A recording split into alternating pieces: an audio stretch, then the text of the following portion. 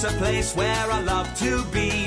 Look in a book, here's a story for you. Who makes stories when the day is through? Who makes stories when the day is through? Story makers, working through the night till the rising sun. Story makers, stories are fabulous, stories are fun. Shelley Wordsworth. Shelley and Jackson, working through the night till the rising sun. Story makers, stories are fabulous, stories are fun. Come and be a story maker. Oh, right, it's time to go. Story makers.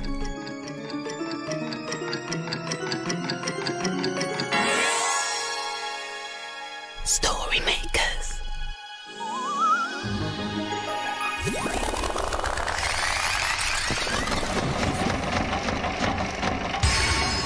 Story makers. It's midnight in the library. Hello. time for all story makers to come out. Are you ready? The sun is down, the stars are bright. Story makers come out at night. Hello, story makers. I'm Shelley Wordsworth. Come on, let's have some fun and make some stories.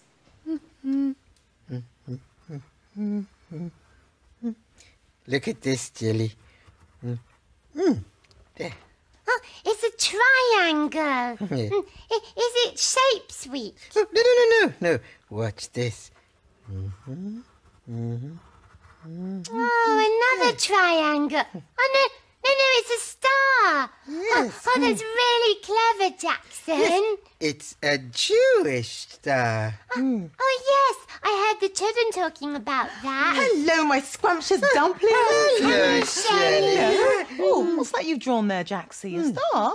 It's a Jewish star. Oh, very good. A Star of David. Yes. Some of the children were talking about festivals today. Right, which festivals? Well, I can't remember what it was. It was called something like pullover. Yes, that's right, pullover. Could you possibly mean Passover? Oh, yes, that's it. Oh. Passover. Yes, that's it. It's a celebration. Oh, can we celebrate too? Oh, yes. Yeah. We could make a Passover story. Yes, and we can put Jackson's picture in the story machine. Oh, yes. In it goes. And now we need your help. Do you remember what makes the story machine work? Imagination. Imagine a story.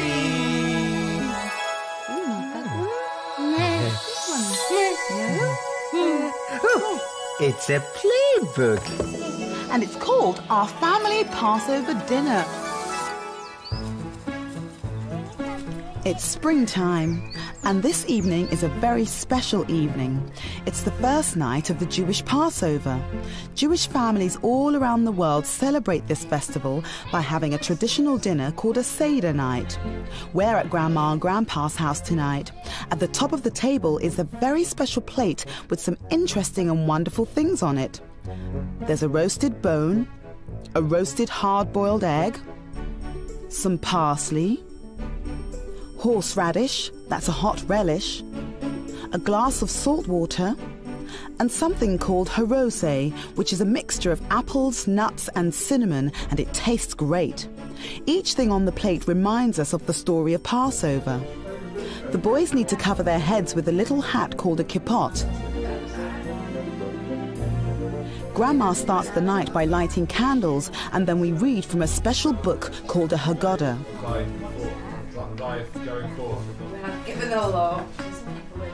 Louis then says a prayer and everyone takes a sip of wine.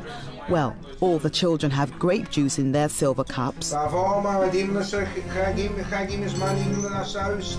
Everyone around the table takes it in turns to read from the Haggadah, and the children like to look at the colourful pictures. On Passover, we don't eat any bread, but we eat something called matzah. It's like a big cracker. As part of the Seder night, Grandpa hides a piece of matzah, and all the children have to try and find it. Olivia has found it, and Grandpa gives her a shiny coin as a prize. After some more reading, it's time for one of the youngest children to ask 4 traditional questions. Olivia asked the first question.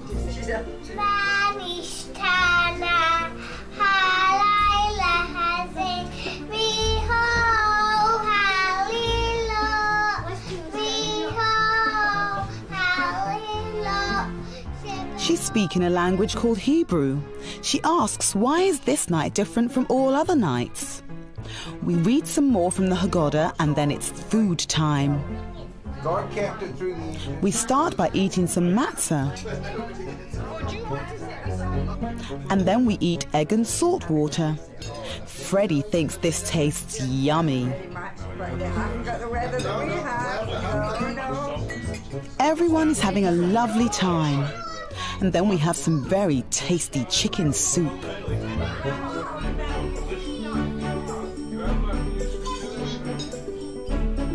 And Olivia helps by pouring the apple juice.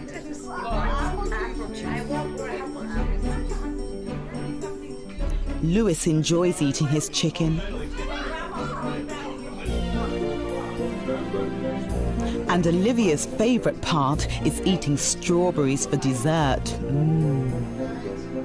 We had a lovely Seder night, but it's time for bed now. Night-night, everyone. Oh, that was quite interesting, wasn't it? Yes, I liked it when they played Hunt the Biscuit. Yes, so did I. Hey, can we play that? Well, we haven't got any biscuits, Shelley. That's no problem for a magical minx like me. Inkles, tinkles, magic sprinkles.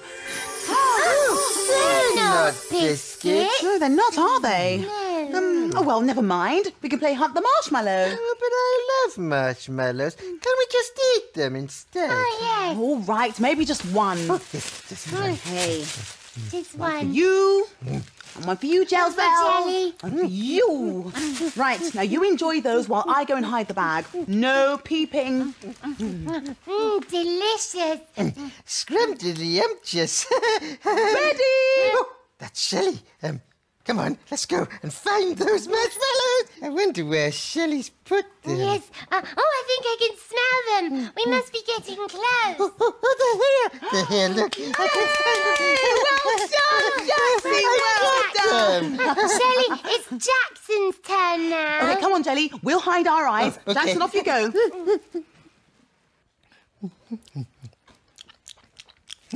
I'm just having another marshmallow to keep me going.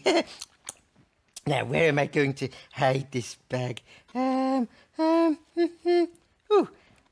the story machine. It's a bit too dark. On the librarian's chair. Somebody might sit on them. I know where I can hide them. No one will think of looking for them in the story machine. Oh, do you want to help me make a story? Imagine a story. What's it going to be? It's a Kevin the Spaceman story. You're taking a very long time, Jackson. Oh, I forgot about the game. Ready, Shelley? I think I might know where they are. Am I getting warm, Jackson? Yes. Yes, I think I found them. Where? You put the bag in the story machine, didn't you, Jackson? Oh, how do you know that? Because you made a story called Marshmallow Planet. Kevin and Spanner in space to explore, seeking out planets never heard of before.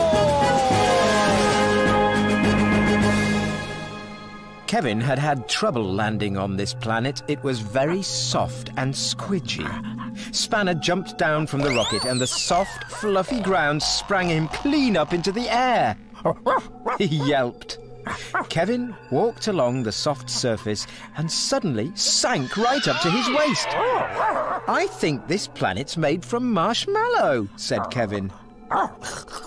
Spanner licked the ground, woofed, and nodded his head. Great, said Kevin. He liked marshmallow. Kevin tried to lift himself out of the marshmallow ground, but he was stuck. Just then, he felt tugging on his shoulders. Nearly. Don't worry, said a strange, fluffy alien. I'll soon have you out of here. The alien pulled at Kevin and with a loud slurp pulled him out. Thank you very much, said Kevin. Thanked Spanner. Welcome to my home, said the fluffy alien. Come on, we can have some fun here. The alien plucked some soft marshmallow chunks from some nearby candy floss bushes. Then he said to Kevin, Turn around. And then he stuck the marshmallows to Kevin's space shorts. There we go. Right, follow me. Called the alien and bounced off on his big fluffy bottom. Come on, Spanner, called Kevin, as he too started to bounce on his marshmallow-padded space shorts. Spanner wasn't sure at first, but soon got the hang of it and realised it was fun after all. He barked as he bounced after Kevin. The alien and the travellers bounced from hill to hill until soon they spied a large hole in the ground. The alien jumped first, then Spanner, then Kevin. They bounced into a pink and white marshmallow cave, bounced around, and then bounced back out again, said the alien. Whoa! Cried Kevin. Cried Spanner. They landed back by the rocket. Thank you, that was great fun, said Kevin. Nodded Spanner. You have a very beautiful home. Very marshmallowy.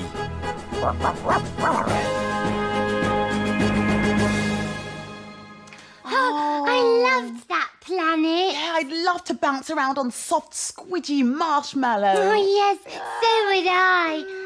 I really loved this story, but I wish Jackson hadn't put all the marshmallows in the story machine. Well, I could always magic up some more.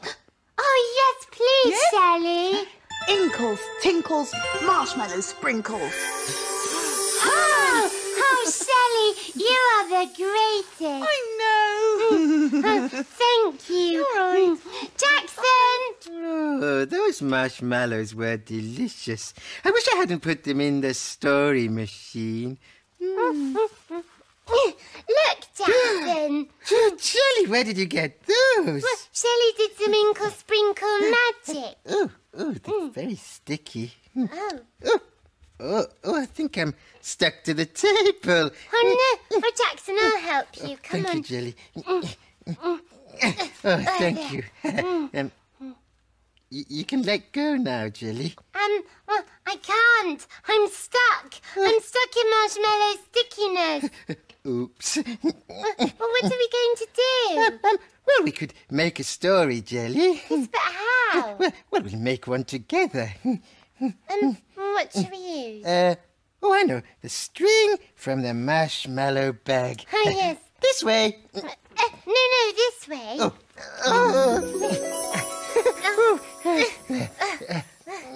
Put it in then. I can't. Oh, stop being silly, Jackson. I'm not. I can't get it in because it is stuck. Oh, here we go. There. That's better. Yes. Now will you help us? Imagine a story. What's it going to be? I don't know. Oh, it's a blue cow story. Oh, and it's called Blue Cow and the Tug of War. In a field not far away is a herd of cows grazing quietly. One of the cows is most unusual. Blue Cow wonders about the big world beyond her field. One day, Blue Cow could see that the milk van was stuck in the mud. The farmer was trying to pull it out with a tractor.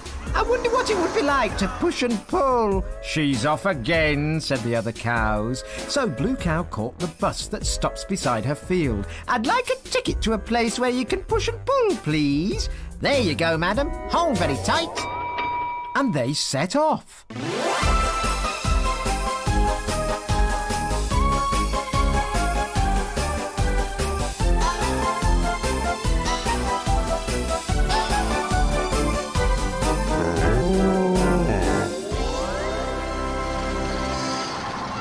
And then they arrived. When Blue Cow got off the bus, she was at a very busy place with balloons and flags and a big banner saying, "Welcome to the summer fete." A lot of noise was coming from a horse-drawn cart full of children. A man was looking at the horse and shaking his head. Sorry, children, no rides today. Nellie has lost one of her shoes and can't pull the cart. Oh, Cried the children sadly. maybe I can help. Suggested Blue Cow, moving to the front of the cart in Nellie's place. Hooray! Cheered the children, and Blue Cow began to pull the cart. It was really hard work, but the children were having such a good time, laughing and waving at everyone, it made Blue Cow happy. At last, one of the children said, Time for a rest, Blue Cow. Moo, thank you. she puffed. Then she heard a lot of shouting and cheering from the other side of the field. Children were holding onto both ends of a long piece of rope and pulling against each other. What are they doing? They're having a tug of war. Explained one of the children. What? A tug of war. Two teams pull the rope against each other, and the team that pulls the other over the line wins. Moo, how exciting. Said Blue Cow and hurried to join in the tug of war. I've never done this before. Do I push? Asked Blue Cow, pushing. Everyone slid forward. No. They shouted, giggling. Pull as hard as you can. Blue Cow gave an enormous pull and everyone fell backwards, pulling the other team with them into the mud. Luckily, everyone thought it was great fun. Hooray for Blue Cow, winning the tug of war. They all cheered. Moo, it was nothing.